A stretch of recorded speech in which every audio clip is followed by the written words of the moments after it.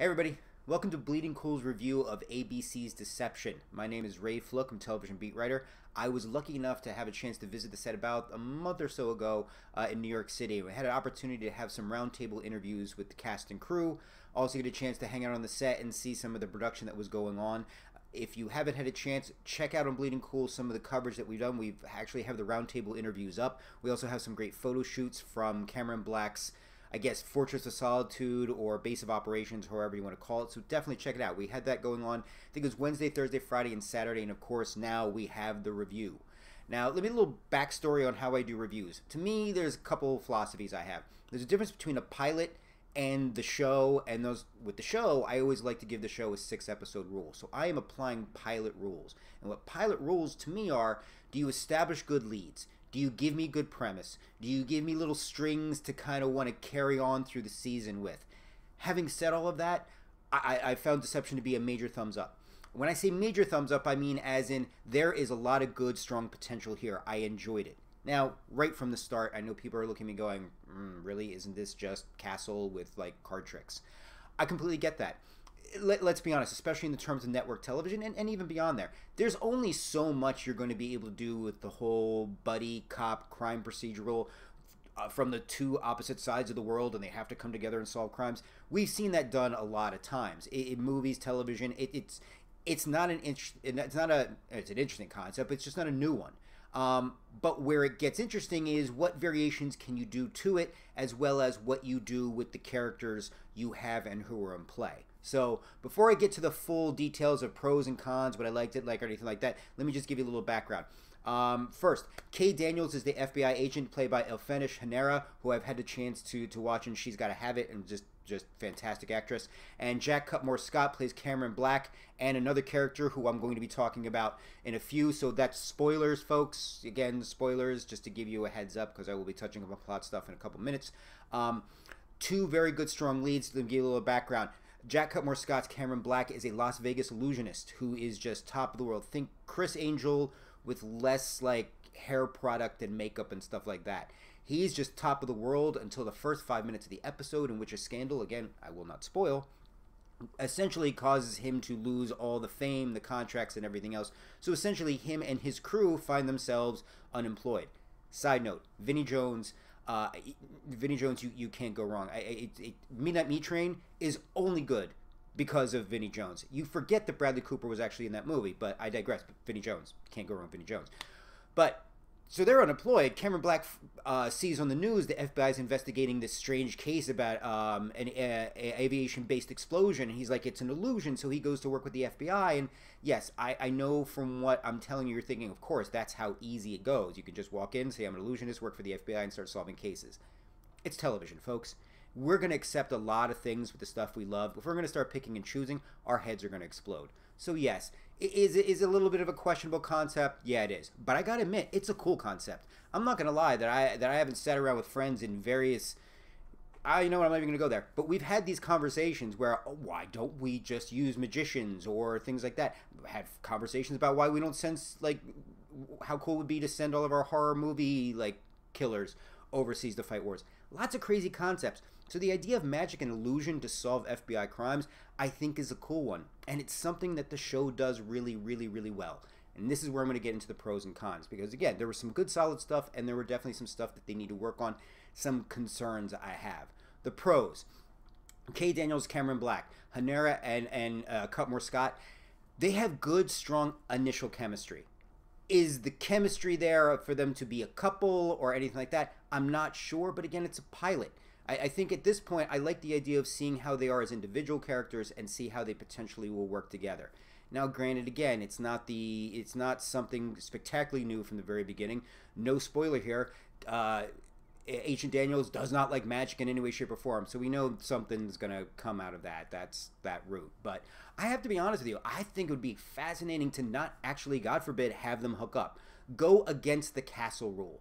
Actually have them be buddies, be friends, two people who actually have each other's backs. I think it could be interesting. Do I think that's the route they're going to go? Probably not.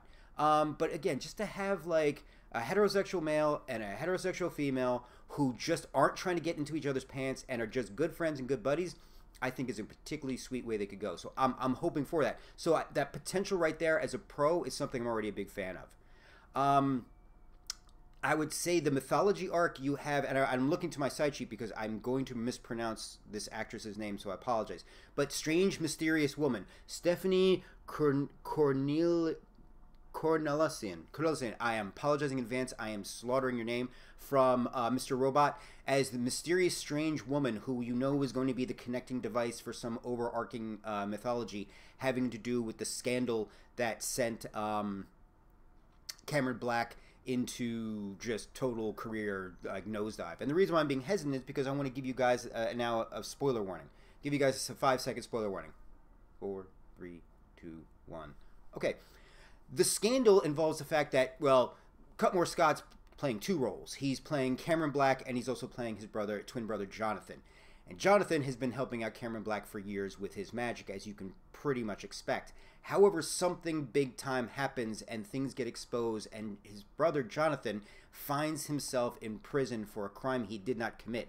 This also helps boost Cameron Black's connection to the FBI, because if he can help the FBI in turn can help him find out some things about what is going on with his brother. So again, we see that deep connection. Again, a mythology arc that it could prove very, very interesting. Especially with the twin brother thing. The one thing I'm kind of liking about this, be very screwy if it turns out we find one brother is actually the other brother, or so on and so on, and they did some kind of switch. I'm not that's not a spoiler, that's because I don't know, but I think that'd be a really, real cool way to go. So again, these concepts have a lot of little things they can go with it. The magic and illusions themselves are great. You know, having had a chance to sit through it and talk to the show creator Chris Fedak and talk about the importance of doing magic that can work, that can happen, that can actually be done. Not like certain magic-based movies and their sequel, if you know what I'm talking about, that relies way too much on the CGI and less on the actual practicality of being able to do magic and illusion. So again, these are the things that I really, I'm very excited about. The supporting cast, I think, is strong, has a lot of potential. But again, we're talking a pilot episode, folks. So again, do I look for smaller standards with a pilot? Yes, because look at how many shows you love that you watch now, that if you went back and saw the first episode, you're like, you know, like, again, I always use Parks and Recreation and The Walking Dead as two prime examples of shows that have evolved from their pilot. But this show has a really, really good, strong start. My concerns and reservations. The concept itself is too well known. Like I said before, it helps because it breeds familiarity, but can also bore people. So this idea of just having the same structure format, but we're just throwing magic in, is going to get old after a while. And if you're really looking to kind of blow up the demos that watch these types of shows, you're going to have to go a little further than that. So my hope is that it's not just going to become, hey, we have animosity, here's a crazy crime, I think it's this way, no, it's this way, we solve it, and everything's a little better. You know, when we throw a little mythology every now and then. I'm hoping they are given the parameters to go in a little bit of direction. I'm hoping we Chuckify this show a little bit for all the Chuck fans out there. I think is probably the best way to put it. I want to see the supporting cast get stronger. I think there's a lot of potential in the supporting cast there. Vinnie Jones is Vinnie Jones, but I think there are other characters in play that I would love to see evolve over time. I think there's a lot of potential there, so I don't want them to lose that. Again, I'm not saying they didn't develop it in the first episode, but what I am saying is that, again, if I don't want to just be concentrating on the leads and a guest appearance from a mysterious character. I want to make sure that that supporting cast is as well rounded out as you find in a lot of these procedural shows. And again, like I said, stick to practical magic. Stick to magic that is believable. The moment you start going to effects or things like that, you're going to lose the one cool concept that really I think this show has going for it, which is, yes, it's a procedural, but we're going to give you stuff, but we're going to give you stuff that you're not just going to go, really? That can happen? Because it's interesting. A show, I think, is going to live or die based on the magic and the illusions and how well Daniels and Black interact with each other. I think that's the key. That may not be anything profound, because you're basically saying, hey, you have to have cool stuff and two leads that like each other. But I think it's more than that. I think they have to more than like each other. I think they have to find ways to go in different directions than other procedurals haven't. Multi-arc storylines. I think maybe having the leads not be romantically linked would be a crazy concept. But again, that's my overall view on Deception. My review of it is a very strong, solid start. There's nothing about it that would make somebody go, oh, if you're into dark, brooding shows and things like that, this isn't your cup of tea. But if you're looking for a show that's going to get a good storyline, some interesting twists and turns, something that's fun, that you can get interested in, something that's going to be worthy of making your DVR, I would definitely say check Deception out. It passes my test for the pilot. I hope the show progresses as it goes on throughout the season. But again, I got to say, major thumbs up for this one. I was pleasantly surprised. It was a nice television palate cleanser from all of the dark, gloomy, we're going to give you 9 episodes of everybody dying and mourning and things like that, and long stretches of shot of trees blowing in the wind. Again, nice change of pace. Not saying it's reinventing the Atom. It just makes it a little more fun and interesting to watch. So, hope you guys like my review of ABC's Deception. Again, it's going to be going on tonight after the revival of American Idol on ABC. That's going to be going on tonight. If you guys like my review, don't like my review, let me know what you think down below or hit me up on social media. Really appreciate it. Also, don't forget, tonight, Sunday night, we're going to be back doing our live blog of The Walking Dead, so please make sure you join me for that too. But once again, my name is Ray Fluck, television beat writer for Bleeding Cool. Thank you for joining me in this little adventure we call ABC's Deception Review, and I will see you on the inner tubes next couple days. BleedingCool.com, folks.